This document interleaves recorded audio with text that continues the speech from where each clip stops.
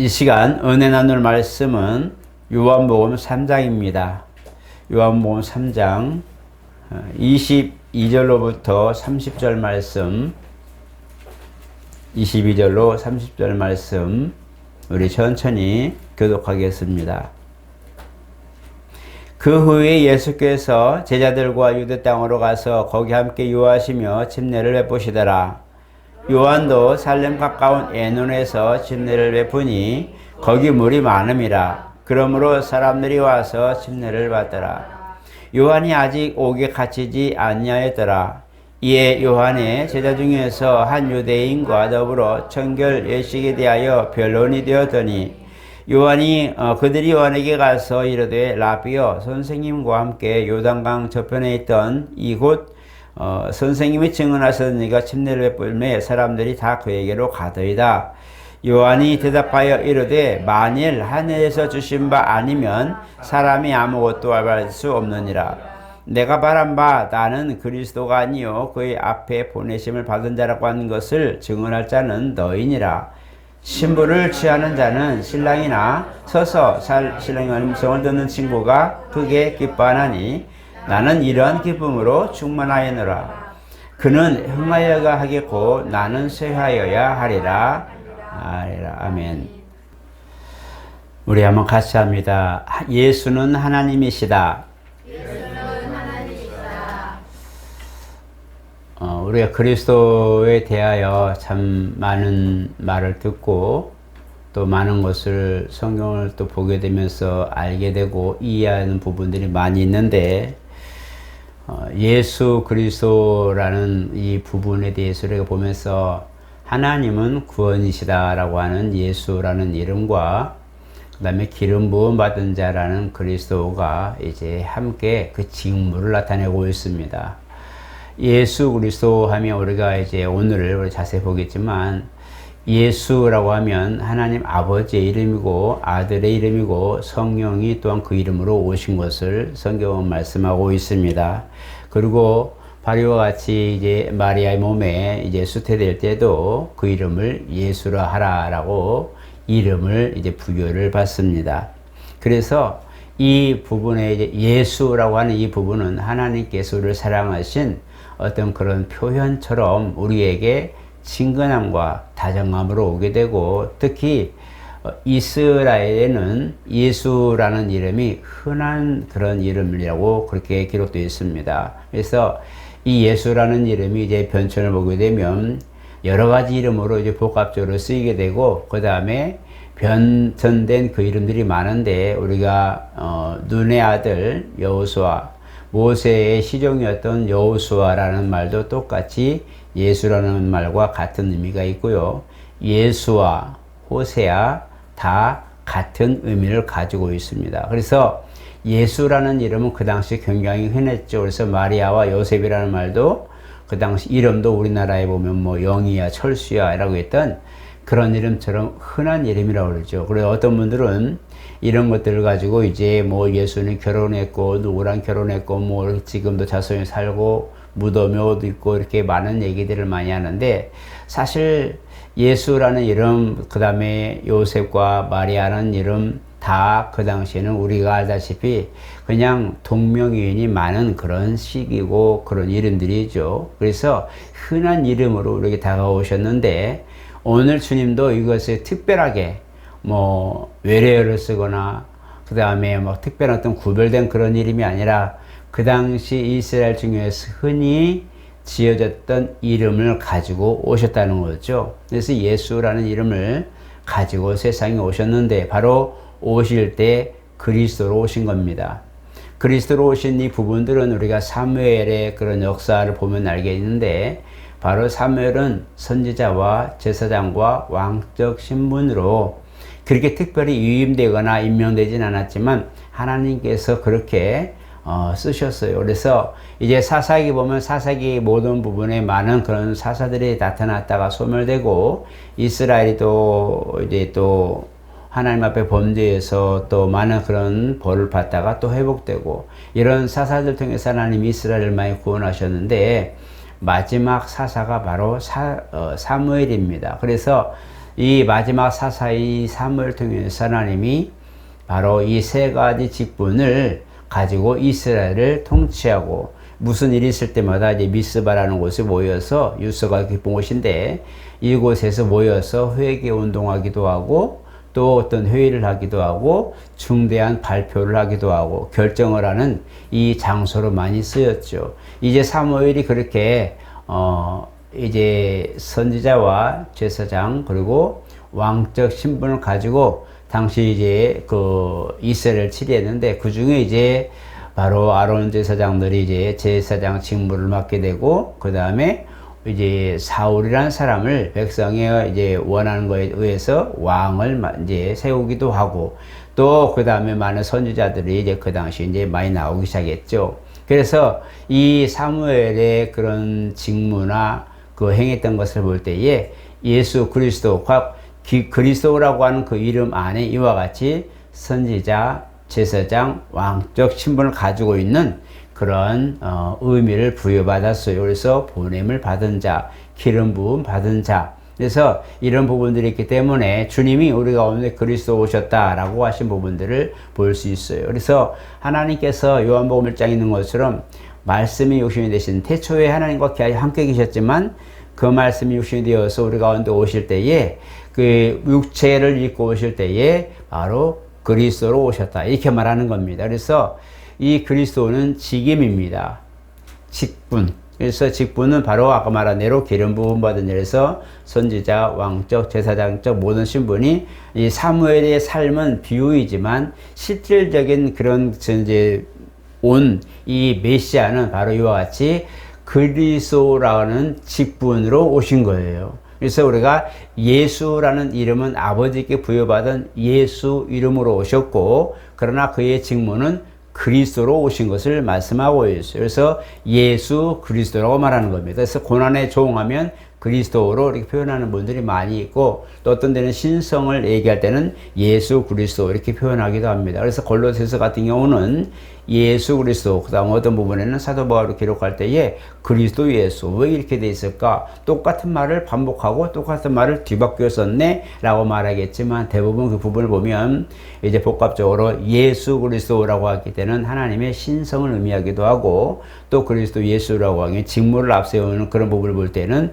이제 그를 인자, 바로 인성을 가지신 예수를 우리가 지칭하는 부분으로 많이 이제 표현하기도 합니다. 이와 같이 예수를 표현하는 것과 그 이름 자체부터 하나님께서 이미 준비하셨고 모든 걸 정하시고 이 땅에서 무엇을 하실 것이 이미 그 이름과 직분에 이미 드러나 있어요. 이것을 처음에 세상에 드러낸 사람이 바로 광야에 외치는 자, 바로 그 침례 요한입니다. 침례 요한은 물론 세례 요한, 침례 요한이라고 표현하지만, 그러나 이 사람은 사실 엘리사벳의 이제 그 엄마를, 엘리사벳의 아들인데, 이 부분에서 그도 역시 천사의 그런 부름을 입고 그 다음에 이제 요한을 잉태하게 되고, 그 다음에 이 요한을 잉태하고 나서 그 다음에 요한이 이제 광야에서 때가 되어서 어느 정도 성이 되었을 때에 광야에서 살면서 메뚜기와 석청을 먹었다고 말합니다. 그리고 거기서 이제 준비하고 와서 회개하라, 천국이 가까웠다라고 외치기 시작합니다. 이 부분이 왜 그 사람이 갑자기 나타나서 이랬지 하고 그 부분이 궁금해하면서 그 백성들이 묻는 거예요. 그 사람이 이전에 있던 바리새인들이나 서기관들이나 율법사들이나 아니면 그 레위인들처럼 교육자들처럼 그냥 하나님 이런 분이야, 여호와 이런 분이야, 이런 것들을 말하지 않고 갑자기 회개하라, 천국이 가까웠다고 회개 운동을 펼치기 시작하죠. 사람들이 묻는 거예요. 그럼 네가 그리스도냐? 왜냐하면 그런 일을 행한 적이 없고, 회개하라고 막 그다음에 그 교육기관에 있는 그런 연구기관에 있는 그런 바리새인들이나 사도관들 보면서 독사의 자식들아, 너도 회개하지 않으면 막 하면서 막 그렇게 외치니까, 가감없이 외치는 거 보면서 야, 이거 여섯 사람이 아니다. 그래 많은 사람들이 너 누구냐? 누구한테 왔냐? 누구로부터 왔냐? 누구한테 보냄받았냐? 라고 묻는 거예요. 왜냐하면 우리가 알다시피 이스라엘이 아브라함 신앙 안에서 모두가 뭉친 사람들이잖아요. 그들의 믿음의 모든 근거는 아브라함의 신앙이거든요. 믿음이거든요. 그러니까 그 믿음 안에 있는 사람들이기 때문에 메시아가 올 거라는 걸 알기 때문에 보냄을 받을 거라는 걸 알고 있어요. 하나님께서 메시아를 보낼 거라는 것을 이미 알고 기다리고 있기 때문에 요한이 그렇게 외쳐를 보면서 이 사람이 메시아 아니야? 우리가 기다리던 그런 그리스도 아니야? 하고 외치면서 너 누구로부터 보냄받았냐? 라는 걸 확인하고 있는 거예요. 너 누구냐? 네가 메시아냐? 라고 외치는 것은 그들이 기대했던 메시아가 이분인가? 왜냐하면 전혀 다른 그런 스타일과 전혀 다른 그런 방향으로 이제 막 그렇게 회개하라 하니 사람들이 뜨끔하고 그 다음에 그러면서 어떡하지? 하고 질책을 받으면 양심의 그런 가책을 받으면서도 즐거이 듣는 거예요. 왜? 그분이 메시아 아닌가 하고 보고 있기 때문이죠. 그런데 그가 정확하게 말하면 나는 메시아가 아니다. 나는 지금 그분이 오실 건데 그분을 세상에 드러내기 위해서 내가 지금 앞서서 광야에 외친 자리에 소리려서 넌 산들은 평안할지어다 강들도 길을 내라고 그 광야에게서 길을 내는 메시아가 오시는 길을 여는 나는 문일 뿐이다라고 정확하게 말씀하고 있어요. 그래서 내 뒤에 오시는 이가 있는데 나는 그분의 신발끈도 묶어줄 만큼의 그런 자격도 없다. 나는 그런 것도 감당하지 못할 신분이다. 내 뒤에 오시는 분은 바로 그런 분이시다. 이렇게 표현하면서 그가 올 때에 그분을 맞이할 준비하라 해서 회개의 복음을 외치기 시작한 거예요. 회개하라, 천국이 가까웠다. 내 뒤에 오실 그분이 계시는데 그분을 맞이할 준비를 해라. 그래 마음을 겸허하고 죄악에서 돌이키고 모든 건 악한 행실에서 벗어나서 너들은 그분을 맞이할 준비를 해라. 왜냐하면 누구든지 거룩함이 없이는 하나님을 뵙지 못한다 그랬잖아요. 그렇기 때문에 너희 마음의 모든 걸 청결하게 다시 다 돌리고 그분을 맞이할 준비해라. 근데 실질적으로 요단강에서 침례를 베풀 때에 주님이 그에게 나오죠. 일상적으로 아는 사람이었고 동생이지만 그러나 그가 오실 때에 하늘이 열리고 성령이 막 그에게 임하시는 걸 보게 됩니다. 그때에 예수님을 발견하기 전에 그걸 발견하여 성령이 그에게 밝게 말씀하실 때에 누구든지 네가 침례를 베풀 때에 하늘에서 성령이 임하시는 그런 현상을 보거든 그가 그인 줄 알라. 그가 메시아인 줄 알라. 지금 네가 드러내려고 하는 그 메시아인 줄 알라고 했기에 그가 지금 침례를 베풀 때만 누굴 보고 있어요? 정말 하나님의 역사가 있는가? 사람들이 회개의 침례를 받으면서 이제 받으러 오는 그런 상황 속에서 혹시 이 사람인가 하면서 기대하면서 침례를 베풀고 있는 거예요. 그런데 아무리 현상이 나타나자고 회개의 침례만 베풀고 있는 어느 날 갑자기 예수님이 앞에서 아는 동생이지만 그러나 중요한 건 뭐냐면 그가 갑자기 앞에 나와 침례를 받으려고 할 때에 하늘이 열리고 역사가 나타나기 시작하는 거예요. 왜 요한이 놀래가지고 내가 당신한테 침례를 받아야 되는데 당신이 내게 옵니까? 자기도 막 그렇게 격앙돼서 너무 막 흥분하니까 진짜 예수를 드러내는 상황이 되는 거예요. 그 당시까지는 그냥 사촌동생 6개월 먼저 된 형이잖아요. 그러니까 그렇게 이제 같이 있었던 그런 동생이지만 아는 사람인데 갑자기 그 위에 성령이 비둘기 임하며 막 하늘이 열리는 걸 보면서 야, 이분이 메시아였구나.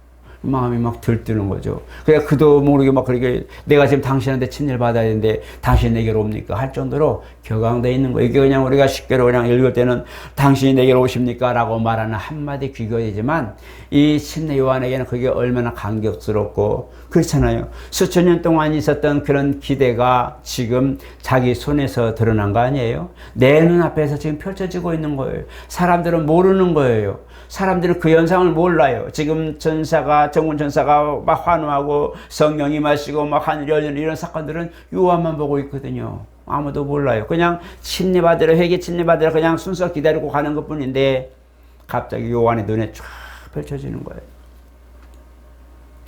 이분이 메시아. 이것을 여러분들이 한번 상상해 보세요.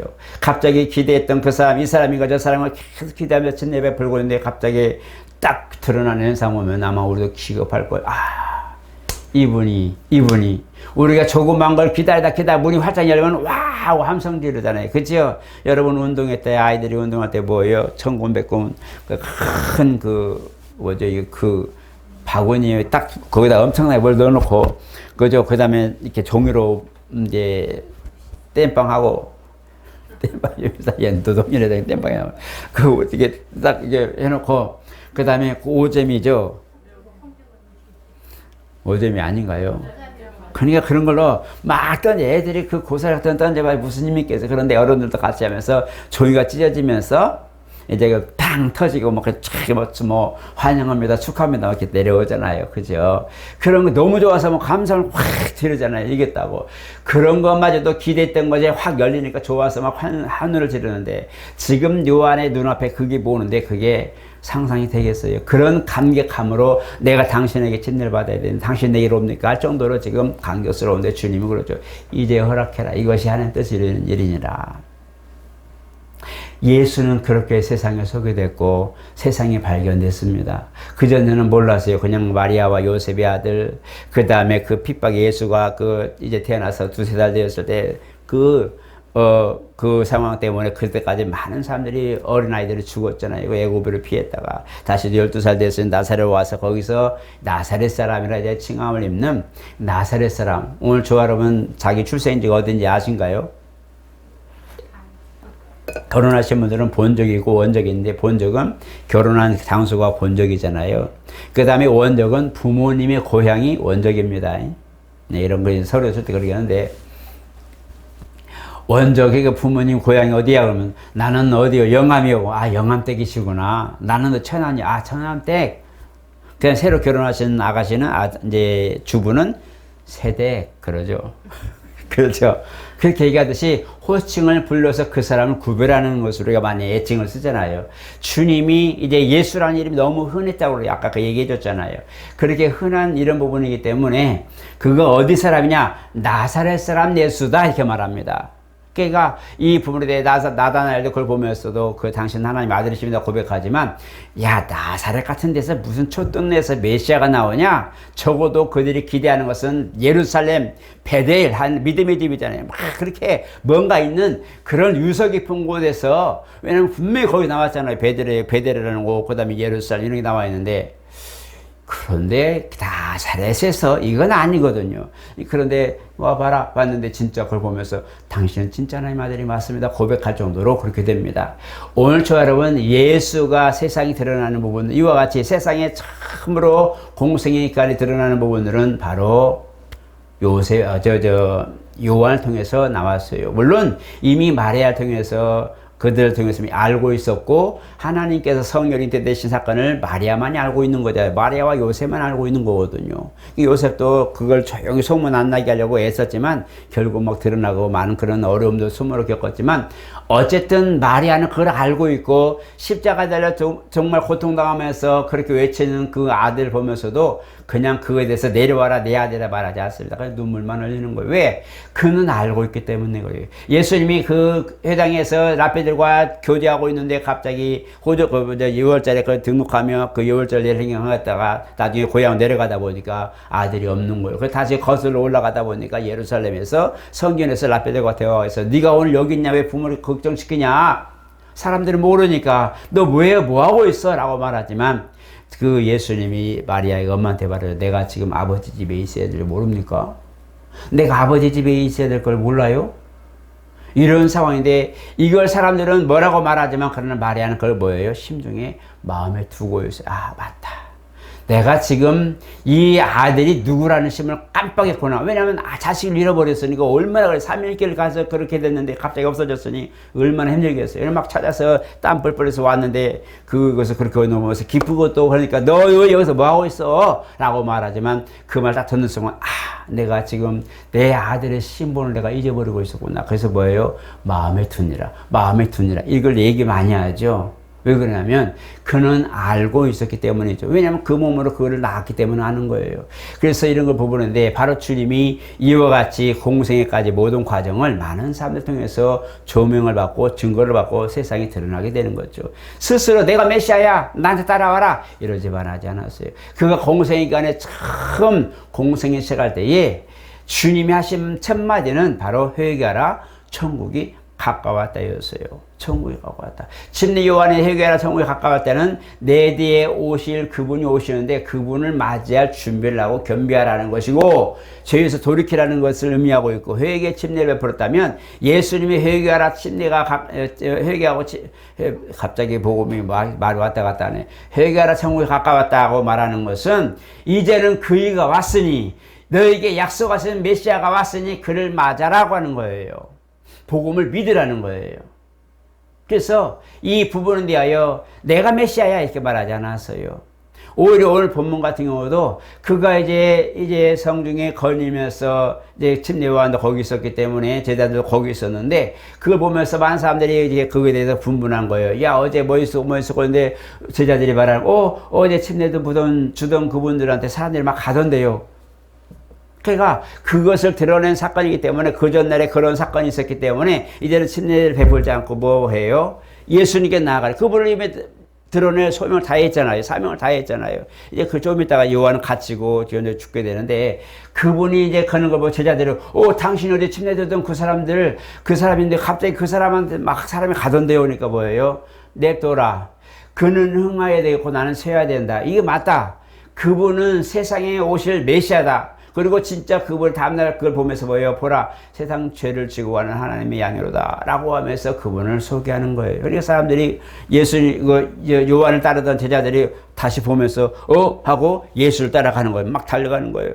즉 어제까지는 요한의 제자고 오늘 아침까지 요한의 제자는 그렇게 말씀 복음을 듣고 있었지만 그러나 갑자기 주님이 지나가는 걸 보면서 어제 침례 베풀고 침례 받았던 그 사람이 예수라는 사람이 지나가는데 보라, 세상 죄를 지고 가는 하나님의 양이로다 하고 침례 요한이 외치니까 사람들이 막 그렇게 가는 거예요. 그 주님이 사람들이 몰리는 걸 보면서 뭘 구하냐 그러죠. 나에게 뭘 구하냐 하니까 어디 계십니까? 이 부분이 앞뒤가 맞다고 전에 얘기했잖아요. 질문과 대답이 안 맞는 거 알잖아요. 그죠? 우리가 그렇게 전에 얘기했지만 그 제자들, 요한의 제자들이 그 사람한테 가서 예수에게 가서 어디 계십니까? 말하는 것은 이제는 그가 메시아라는 것을 알게 되었고 선생을 통해서 알게 되었고 소개받았고 그가 바로 세상 죄를 지고 가는 하나님의 양이로다. 그러면 그가 메시아란 말이에요. 그래 그게 뭐예요? 그에게 함께 하려고 그들은 거처를 함께 하려고 하는 거예요. 이스라엘 풍습이 있다고 그랬잖아요. 스승이나 그 다음에 누가 은사들이 있으면 뭐예요? 그들과 함께 동거하기도 하고 같이 살면서 멘토의 역할을 많이 하잖아요. 그죠? 멘토. 그 사람에게 삶을 배우고 생활 배우면서 배우는 그런 것이 멘토라고 그러는데 그들은 그와 같이 정말 주님이 메시아라면 우리는 그들과 함께 할 거란 말이에요. 이게 소리예요. 주님이 진짜 그분이 주님이시라면 나는 그분과 함께 해야 되는 거예요. 이게 그들의 신앙 사상이란 말이에요. 그에게 가는 거예요. 어쩔 수 없는 왜 그렇게 배워왔고 메시아를 만나면 그에 가야 된다는 걸 뻔히 알고 있기 때문에 그렇죠. 그렇게 준비되기 때문에 어디 계십니까? 이렇게 말하고 있어요. 오늘 우리는 이 부분을 알아야 돼요. 그래서 예수가 누구인가는 것을 우리가 그렇게 이해를 하고 잘 우리가 그것을 정리하는 것이 중요합니다. 많은 사람들이 그에 대하여 유혹을 하고 많은 비슷한 말들을 가지고 와서 뭐 이렇다 저렇다 예수가 지금 뭐 이렇게 나왔는데 그런 부분으로 흔한 이름이기 때문에 얼마든지 오해를 받을 수 있고 오해의 여지가 있는 부분들인데 여러분 우리가 그걸 알다시피 만약에 예수님이 결혼하거나 말했으면 다 나왔겠죠. 근데 우리가 보면은 그가 많은 십자가 달리실 때도 여러 여인들이 함께 있었어요. 그들이 아내가 있었다면 같이 죽자고 아마 그랬을 거예요. 그런데 그들을 울면서 그걸 바라볼 뿐 여인들이 그에 대해서 내려와 하지 않았어요. 이미 그분이 메시아인 걸 알기 때문에 그의 가는 길을 그냥 환송할 뿐이었어요. 그리고 그가 운명하고 이제 십자가에서 내려서 이제 다리도 옆구리도 찔리고 그걸 보면서 또 다음날 안식일이니까 이제 시체를 이렇게 해서 이제 그 부자의 묘실에게 먼저 이제 장사 지내고 그 다음에 안식 후 첫날에 이제 가서 이제 향품을 가지고 드디어 이제 정상적으로 제대로 이제 그 안치하려고 했는데 갑자기 예수님 무덤에 예수님이 안 계셨잖아요. 부활해버렸잖아요. 이런 사건이 된 거예요. 그래서 이 예수님이 누구시냐? 침례 요한을 통해서 세상에 드러났지만 그분이 바로 아브라함에게 약속하신 메시아요. 그 다음에 이 구약에도 율법을 통해서 희생을 통해서 계속 받으셨던 희생을 받으신 속죄 희생을 받으신 그분이 바로 예수님이라는 것을 잊어버리면 안 된다. 오늘 우리가 믿음으로 살면서 회개하고 믿음으로 살면서 뭔가를 구하고 도움을 요청하는 이런 부분들도 바로 그분이라는 걸 잊어버리면 안 돼요. 그러니까 예수라는 이 이름을 가지신 그리스도가 오시단 말이에요. 이걸 잘 이해를 하셔야 돼요. 예수라는 이름과 그리스도라는 그 모든 이 명칭에 대해서 잘 이해하셔야 예수님이 하신 일과 아버지의 뜻을 볼 수 있단 말이에요. 그러니까 주님이 그리스도로 오시다는 것은 보냄을 받았다는 의미고 바로 아버지께서 나를 보내시다고 말하는 거예요. 그래서 바로 보냄을 받은 이로써 아버지께서 그리스도에 명하신 이 부분에 대하여 주님은 아들로 순종하시다. 그래서 아들로 오신 거라 이렇게 말합니다. 그래서 주님이 저도 얘기했지만 인자라고 표현을 많이 하시게 된 것은 바로 이와 같이 순종자의 모습을 표현한 거예요. 그도 하나님이란 말이에요. 예수도 말씀이 육신이 되셨기 때문에 말씀이 육신이 되셨는데 이분은 뭐냐면 태초에 하나님과 함께 계셨고 이 말씀이 하나님이라고 말씀했기 때문에 하나님이시지만 육체를 입고 오실 때는 인자로 오셨다. 우리가 표현하면 사람의 아들이지만 이런 부분들인데 바로 이거 뭐냐면 본인도 스스로를 표현할 때에 인자를 누구라느냐 인자의 표현에서 말했어요. 인자. 그래서 그가 죽으시고 고초당하시고 뭐 부활하신 모든 사건을 보면서 아버지께서 명하신 대로 순종하는 순종자의 모습으로 와서 아들로 표현된 부분이 많다. 그래서 아버지여 이제 때가 이르렀으니 창세기 전에 가졌던 아버지 영화로서 나를 영광스럽게 하옵소서. 요한복음 17장에 딱 기도하는 그 때부터 아버지와 함께 계셨던 영화로 오늘 나를 영화롭게 하옵소서. 지금 이제는 내가 모든 아들로 순종하는 모든 거에 막바지 이르면서 이제 마지막 고난을 받고 잡히고 죽는 이 과정만 남았는데 주여 이 부분 내가 완전히 완수할 때까지 주님 지켜주옵소서라고 기도하고 있는 거거든요. 그러니까 이런 부분들처럼 주님이 우리 가운데 오셔서 이렇게 순종자의 모습으로 오셔서 우리에게는 하나님이 우리를 사랑하신 표현의 전달자, 사랑의 전달자로 오셨고 또 우리에게는 사실 우리 가운데 그분은 하나님의 심부름처럼 정말 말씀을 전하는 순종자의 모습으로 오셨지만 우리에게는 그 자체가 구원의 표적이란 말이에요. 그분을 따르고 그분을 보고 그분을 믿을 때에 아버지의 모든 그 사랑 안에 거할 수 있고 우리가 속죄받는 비결도 약속하신 일을 믿을 때에 속죄받을 수가 있는 거예요. 그렇기 때문에 그분을 우리가 믿는다 안 믿는다 그분을 따른다 안 따르는 것은요 굉장한 차이가 있는 거예요. 우리가 하나님을 믿는다고 하시는 분들 되게 많아요. 우리가 하나님을 한 주로 섬기는 단체가 세 가지 종교가 있잖아요. 유대교, 기독교, 그 다음에 무슬림, 그래서 이슬람교죠. 똑같이 하나님 한 분이세요. 그들은 그걸 알라라고 말합니다. 엘이라는 것은 엘은 엘로힘으로서 그 우리 변천이거든요. 그래서 이제 그렇게 알라라고 말하지만 그들은 예수가 아니라 마호메스를 넣었잖아요. 그죠? 마호메스 이렇게 뭐 계시받았었겠다 해서 맞는데 이 부분은 그 다음에 믿음도 한 믿음을 가지고 있어요. 세 종교가 아브라함을 한 아버지로 믿음의 아버지로 그렇게 인정하고 있어요. 그래서 하나님도 한 분이시고 믿음의 조상도 아브라함이에요. 유대교도 믿음의 조상 아브라함부터 시작합니다. 무슬림도 마찬가지 이슬람도 한 아버지 믿음의 아버지 아브라함부터 시작합니다. 기독교인 우리도 개신교나 우리 천주교도 그런 말이 있지만 이들도 역시 마찬가지 한 아버지 아브라함의 신앙에 기인하게 되는 그 믿음을 기인하게 됩니다. 그래서 이 아브라함을 한 주로 한 아버지 믿음의 조상으로 인정하는 이 단체가 바로 세 가지 종파가 있는데 이제 아브라함의 신앙 안에서 바뀐 거죠. 그래서 이 이삭과 이스마엘 때문에 무슬림과 이제 이렇게 그리스도에게 나눠졌죠. 기독교와 이제 이슬람교가 나눠진 것이 이삭과 이스마엘 이 부분이고 유대교는 예수를 인정하지 않는 뭐 지금도 우리가 이스라엘은 예수를 인정하지 않아요. 그냥 하나의 어떤 하나님을 신성모독한 사람 아니면 하나님 앞에 이렇게 해서 처형당한 사람이 처형당한 그냥 그런 우리가 말하면 범죄죠. 하나님 앞에 범죄한 사람 이렇게 보이는 것이지 우리처럼 좀 메시아를 인정하지 않죠. 물론 더러는 메시아를 인정하는 분들이 한 0. 지금 현재 약 0.1% 정도 된다고 그래요. 굉장히 작죠. 이 세상에서 기독교인들 제일 적은 나라가 이스라엘이에요. 의외로 지금 그래요. 그래서 이들 때문에 마지막 7년 환란이 지나고 나서야 깨닫고 나서 진짜 그분이 메시아였구나 알게 되고 카타콤으로 도망가게 되는 거죠. 카타콤이라는 뜻은 이제 무덤이라는 그 뜻을 갖고 있는데 바위산에 굴을 파서 이제 무덤 장사했던 그런 것을 카타콤이라고 말하는데 어쨌든 이렇게 그들이 마지막 대환란 마지막쯤에서야 아는 거예요. 왜냐면 그 당시에는 이제 마지막 때는 적그리스도가 이제 그 멸망에 가정한 것이었으면 내가 바로 메시아다. 너희들 나 이제 복종해라. 안 하면 죽는다. 그 짐승표를 찍게 만들고 후 3년 만에 막 그렇게 시작하거든요. 이때서야 우리가 뭔가 잘못됐다. 그러고 나서 뭐예요? 그때 당시에 메시아 그리스도라는 이가 왔는데 예수라는 이가 왔는데 이분이 진짜였구나. 그때서야 예수를 인정하게 되고 여기서 우리 그게 가면 안 되겠다고 도망가는 거죠. 왜냐하면 그 당시에는 마지막 아마겟돈 영적 전쟁에는 마지막 이스라엘 패배거든요. 미국이 유명무실하게 소실되고 연합군들이 이스라엘과 싸워서 이제 이제 북쪽에서 곡과 마곡이 내려오죠. 이게 이제 에스겔에서 나와 있는데 이 부분 결국은 지죠. 이스라엘이 집니다. 도망가는 거죠. 이게 후 3년 만에 일어난 사건인데 결국은 도망가는 그런 상황이 벌어지고 이런 상황이 벌어졌는데 그때서야 이스라엘 그때 인정하는 거예요. 그분이 메시아였구나.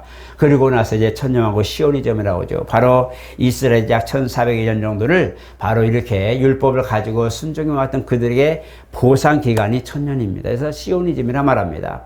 천년왕국이죠. 이미 우리 믿는 사람들은 뭐예요? 그리스도 안에 사람들은 신랑 몸을 입고 부활했어요. 부활하고 나서 주님과 함께 내려와서 공중제를 마시면 주님을 만나서 내려와서 지상에서 내 왕국으로서 모든 걸 함께 하죠. 신정 국가가 그때 이제 시작되는 건데 그 당시에는 영적 이스라엘은 부활한 신랑 몸을 입고 이미 부활한 그런 믿음 안에 있는 성도들, 안 믿는 이들은 아직까지 부활하지 못하고 무적행에 갇히게 되는 거예요. 1000년 동안 갇히게 되죠. 마귀와 그 여사들과 함께 갇혔다가 1000년이 끝날 쯤에 나와서 신랑 몸을 입고 백보이다 심판대 쓰고 심판받고 영원한 불에 들어갑니다. 그러나 믿는 사람들이 이미 신랑 몸을 입고 그 당시에 땅으로 내려오는 거예요. 내려와서 육적 이스라엘, 아까 카타콤에 도망갔던 그 사람들, 육적 이스라엘은 그 육체를 그래 가지고 이 땅에서 1000년 동안 살아요. 그래서 그 당시 이사야서에 보니까 100세에 죽는 사람은 아이겠고 이렇게 말하고 있어요. 그 당시 질병도 없고 죄도 없고 그렇잖아요. 아픈 것도 없고 괴로움도 없잖아요. 왜냐하면 그것을 하는 악한 그런 사망의 냄새를 나게 하는 원수와 마귀와 거기서 다 어디 있어요 지금? 무적행에 갇혀 있어요.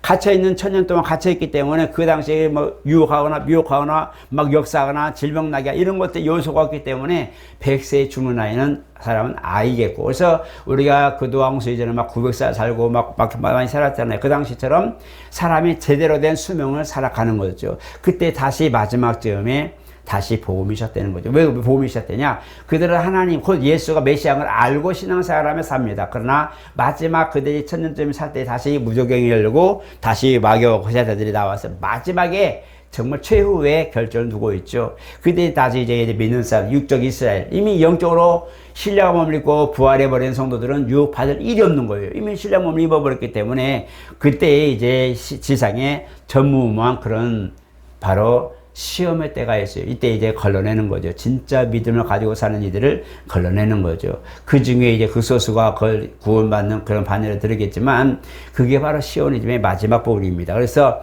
성도들은 이미 그 신랑을 입었기 때문에 백보다 십반대 쓰지 않고 오히려 주님과 함께 보고 있죠.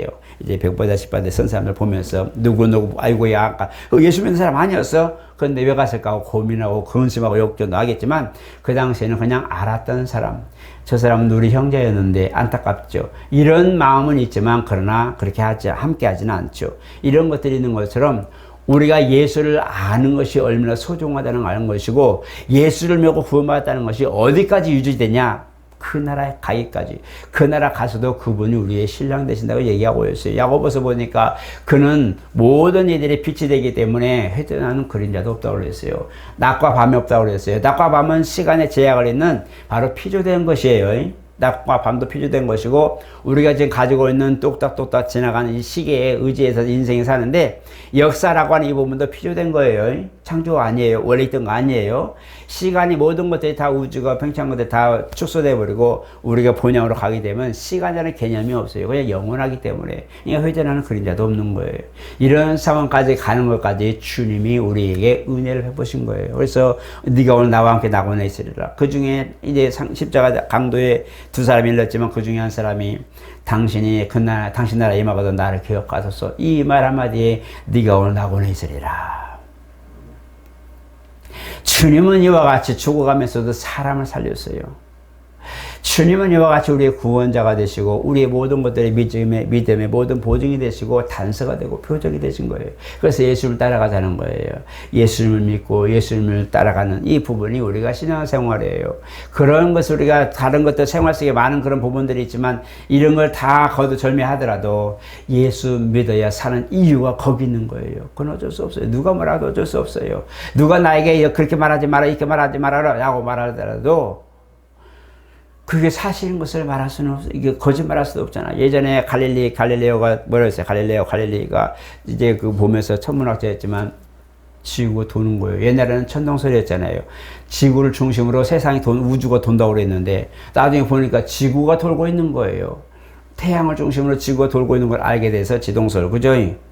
그래서 야 지구가 도는 거야 라니까 안 믿었어요. 그러니까 그 속에서는 너들 절대 그거 논문 발표하지 마 하고 윽박질러서 알겠습니다 하고 말 않겠습니다 하고 했지만 돌아와 나오면서 한마디 고백한 게 있잖아요. 그래도 지구가 도는데 사실을 왜곡할 수는 없잖아요. 아무리 사람들이 압제했다 해도 그래도 하나님 살아계신 걸 어떻게 말을 안 해요. 그죠? 어떻게 내 안에서 부인을 해요. 할 수 없는 거예요. 내가 알았어 하지만 그래도 하나님 살아계신데 어쩌라고. 이건 어쩔 수 없는 거거든요. 하나님 살아계세요. 여러분들 하셔서 하나님 내 삶에 정말 그리스도가 내 안에 나의 보증이 되고 나의 표적이 되고 내가 신앙생활하는 모든 삶의 주님이 내 안에 모든 것이 드러날 수 있는 그런 지표가 되게 하옵소서. 정말 이런 기도, 이런 믿음의 신앙, 그 내면에서부터 나오는 부인할 수 없는 이런 신앙이 오늘 저와 여러분들에게 항상 충만하시기를 예수 이름으로 축복합니다. 그러하신 하나님, 정말 예수에 대하여 그가 출생하며 부름을 받은 자로서, 기름 부음 받은 자로서, 이름을 부여받은 자로서 우리의 구세주가 된 모든 과정까지 성경이 낱낱이 기록되어 있습니다. 예언과 성취가 기록된 성경을 보면서 우리 주님이 진실로 진리였고 생명이 있다는 것을 알게 됩니다. 하나님, 우리가 가진 이 믿음, 우리 믿음의 근거한 그리스도의 고난과 부활의 역사를 보면서 우리가 이 모든 것을 가슴에 안고 살아갈 때에 신앙이 더욱 돈독하게 도와주시고 근거 있는 신앙 위에 역사가 일어나게 도와주시옵소서. 우리가 신앙생활하면서 세상 살 때에 우리 삶은 모든 고달프고 흥망성쇠가해서 때로는 희노애락이 우리 가운데 있지만 이런 과정이라도 우리는 끝까지 인내하고 이기게 도와주시고 신앙이 모든 생활을 덮어버리게 도와주시고 주님을 믿는 그 믿음이 환경 열악함과 육체 열악함 모든 걸 이겨버리고 강건하게 되는 역사가 있게 도와주시옵소서. 예수 이름으로 기도드리옵나이다. 아멘.